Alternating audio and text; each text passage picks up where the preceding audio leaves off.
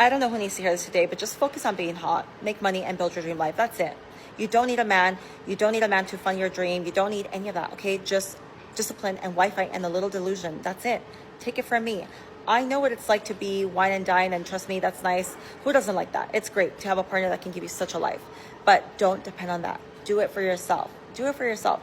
Set your own huge goals and make them your freaking priority in this life, okay? If, Prince Charming comes along and supports it and enhances that for you, then that's great.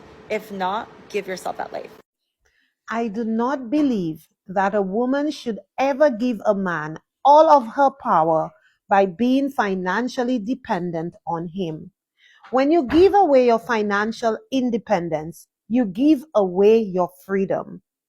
We as women are capable of building empires. We are no longer living in a world where we are forced to stay at home, waiting for permission to dream or to act. That time is over. My mother taught me a lesson that has shaped my life. Never depend on a man for money. Depend on yourself, your ambition, and on your ability to create and lead. God blessed us with emotional intelligence, empathy, and leadership skills. And those gifts are meant to be used to build, to inspire, and to lead. When you build your own empire, no one can take it away from you. Financial independence is not just about money. It is about choice, freedom, and the power to walk away from anything that does not serve you. So let us stop giving away our power. Let us rise, build, and lead. Because when we rise, the world rises with us. Let's have a chat about dating. I've been talking about this for the last couple years. Literally can pull up old videos of me talking about the same exact thing, but I think now more than ever, we need to have another serious conversation about how harmful trying to date a provider is for women, especially Black women. And when people try to have these conversations and try to tell you how harmful it is, y'all want to coin us as 50-50 warriors. No, we're just trying to raise the alarm bells. Y'all are going to live a miserable life if a man is in charge of your finances completely and in totality. You're sitting on the internet babbling about how you want an allowance. The only man that I want to receive an allowance from is my father. There's a lot of career women like me who desire partnership, who wants an equal to build a life with, to build financial stability and wealth, and provide a certain type of life to their children, right?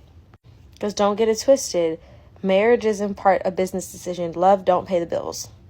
But those of you that get on the internet and routinely preach about dating a provider and the man should pay all the bills, even in this expensive ass economy we're currently living in, I can tell there's space between your ears because the critical thinking doesn't get very far. If the man has all of the money and he decides to leave you one day, you and your children are going to be on the street. You're encouraging women to not pursue education. You're encouraging women to leave the workforce as a stay-at-home girlfriend. You're encouraging women to pursue men that have X amount of money, which is a small fraction percentage of men in this world. You're setting young girls up to fail. And I've been talking about this for years, and I will continue talking about it because I think it is so harmful, especially at a time like now. As a woman, you should have an education, you should have a skill set, and you should have access to income. Do not ever let a man have complete and total access and control of your finances. Why building your own empire is better than finding a man. Let's talk about something that can completely change the way you look at relationships. What if the goal isn't to find a man who can give you a beautiful life? What if the goal is to build one yourself? Because there's a huge difference between wanting a man and needing a man. And trust me, that difference matters. When you depend on someone else for your lifestyle, your money, your security, even your ability to leave, you're not just sharing a relationship. You're giving that person a little piece of your freedom. And nobody wants to admit that. Ladies, please stop embarrassing yourself, saying that you're looking for a man with money or a provider. You see, they rigged the whole system so that they could have money and power and status. And now we're supposed to say, I'm looking for somebody to take care of me because I can't do it, because society wasn't built for me to thrive the way a man thrives. They love it when you say that. I'm going to find a man with money. I'm going to find somebody powerful and wonderful, because I can't do it. I'm just a small, little, helpless lady. I can't do it. I need a provider. I want to gag every time I hear the word provider. Stop having children for them, realize you're more valuable than them, and start making your own money so that nobody can blow hot air in your face that's rude or disrespectful, because you got your own money in cash. You can buy an Uber and get out of there. You can buy resources, and you're not looking for a man to provide for you so that you can give your power away to him. That's what you're doing, by the way, when you find a provider man. There is a hidden power imbalance in that situation. You are silently giving your power away to a man. He's nice to you first, right? And then he gets you pregnant.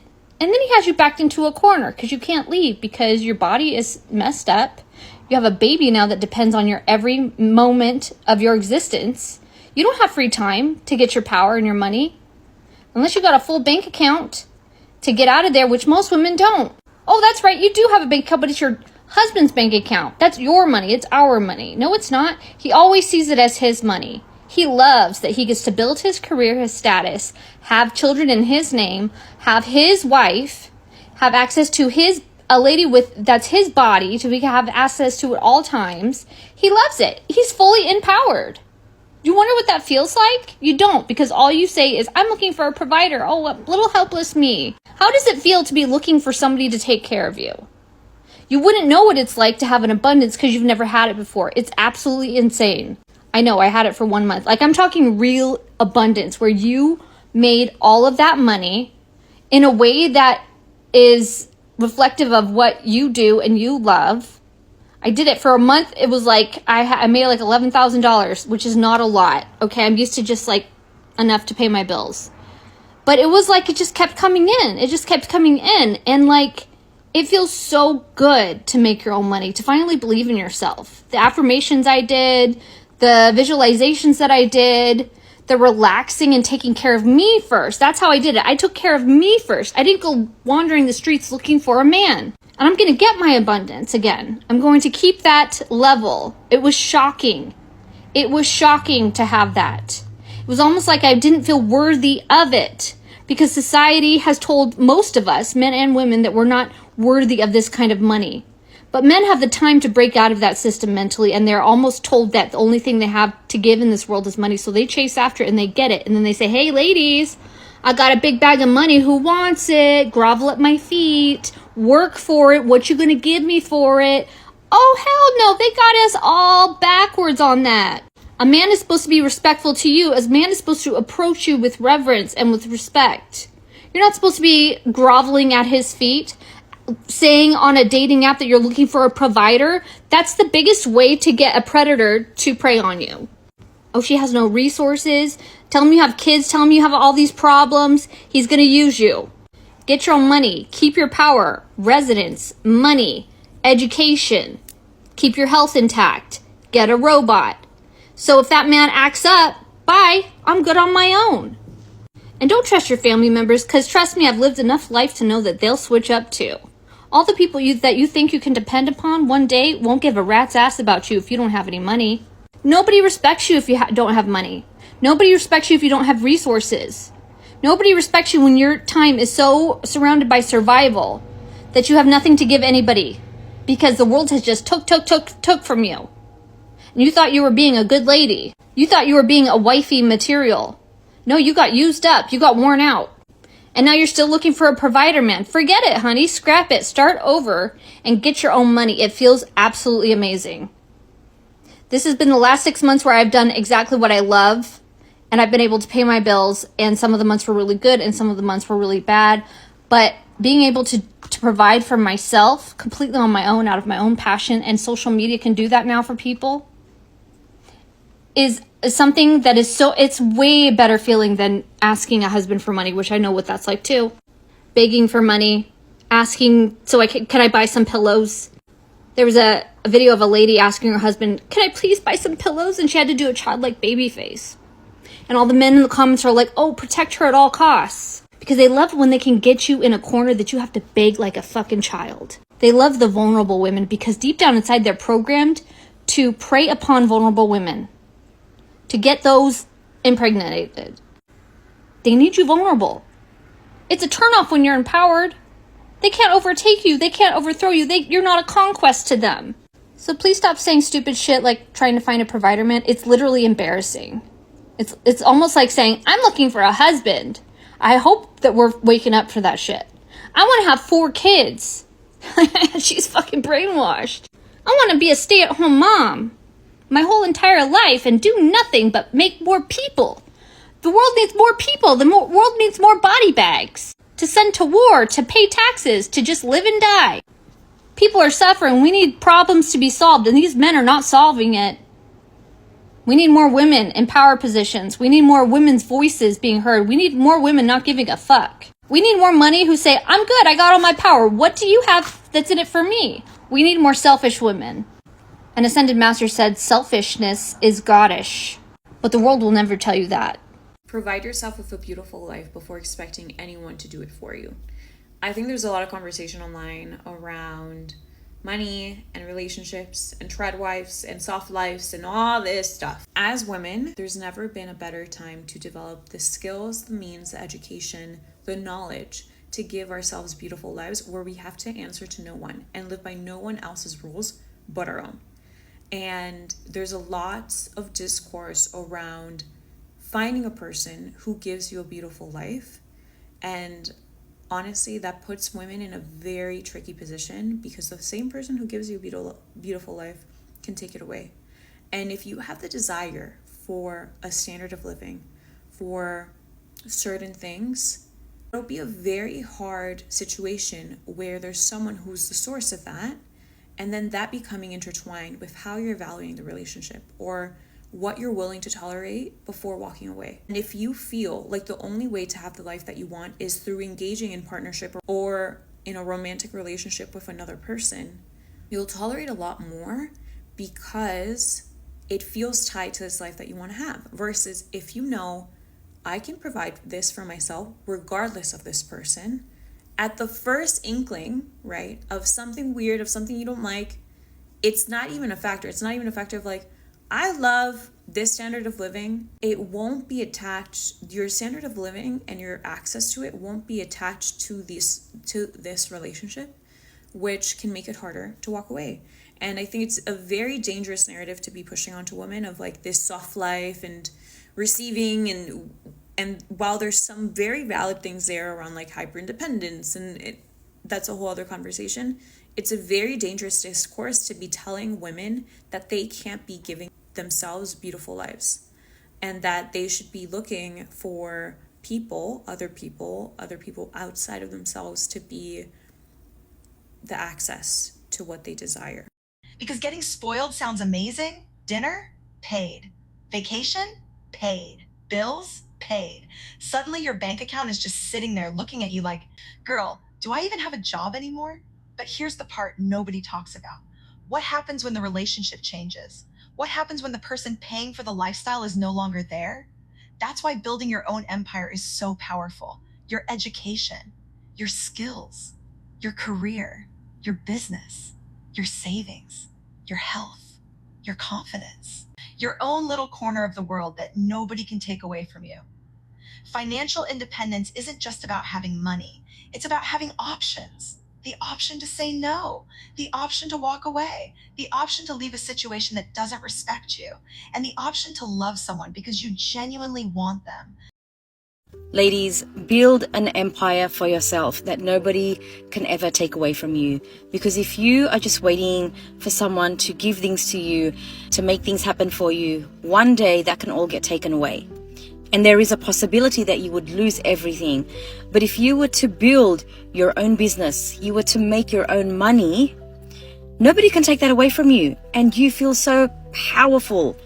You will have boundaries, you will have so much confidence, and any man who wants a place in your life has to go above and beyond that because he would feel scared or intimidated of losing you because you have everything and you can give yourself anything. So don't be on the receiving end. Be the woman that has power, class, poise, confidence, money. It all stems from money. That is the biggest flex. Not having a rich man, having your own business, building your own castle. I mean, do you really want a man to be able to claim you just because they give you money, they bought you your car, maybe even your house? Do you want him to have that claim over you and to have so much control over you? Or do you want to be in control of your own life and let a man into your life who can go above and beyond that? Because if one day you lose this person, you're okay. You have your shit together. The number one best investment as a woman in your 20s, the investment that will give you millions of dollars, is you. Your appearance, your education, your inner work, therapy, everything that grows you to the next level version of yourself is the best investment. It has much higher returns than stock market, real estate, or whatever. The number one worst investment is a man. If a man costs 1 penny, it's too expensive. It's too expensive.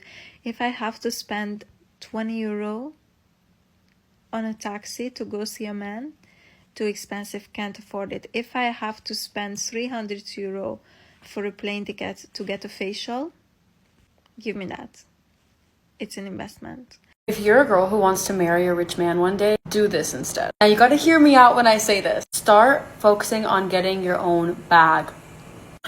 Basically, when you start learning about money, you start a business, you go double down in your career, you will end up learning and kind of being in the same environment as the kind of men that you want to marry. Like attracts like. You know what I mean? Like, you'll naturally be at the Equinox. You don't need to get a gym membership at the Equinox to find a rich guy. Or like, you'll naturally be at the business conference because you're trying to learn how to get your own bag. And I've heard it from multiple sources that smart, successful men like other women that are smart too, and that they find kind of impressive. This is just my observation. Not because you need their paycheck. And here's the beautiful part. When you've already built a life you love, you don't have to look at a relationship and ask, what can this person give me? You can ask, what does this person bring to the life I've already created? That's power. Because love should enhance your life, not become the only reason your life works. And no, building your own empire doesn't mean you have to become some exhausted woman doing everything alone. You can accept help. You can enjoy being spoiled. You can have a partner who earns more than you. You can absolutely enjoy a soft life. Just don't make someone else the source of that soft life. Give yourself the foundation first. Then let someone come along and make it even better. Because there's something incredibly attractive about a woman who can say, I love you, without secretly meaning, I can't survive without you. That woman has standards. She has choices. She has confidence. And she doesn't stay somewhere miserable just because the rent is paid. So stop making finding a man the biggest goal on your vision board. Build the business, build the career, build the savings, build the confidence, build the peaceful home, build the life. And if a great man comes along, wonderful. Let him add to the empire, but never hand him the keys to it. Because the biggest flex isn't finding a rich man. It's becoming the woman who can create the life she wants with or without one. And when you can honestly say, I want you, but I don't need you to survive, that's when love becomes a choice, not a lifeline. And that is freedom.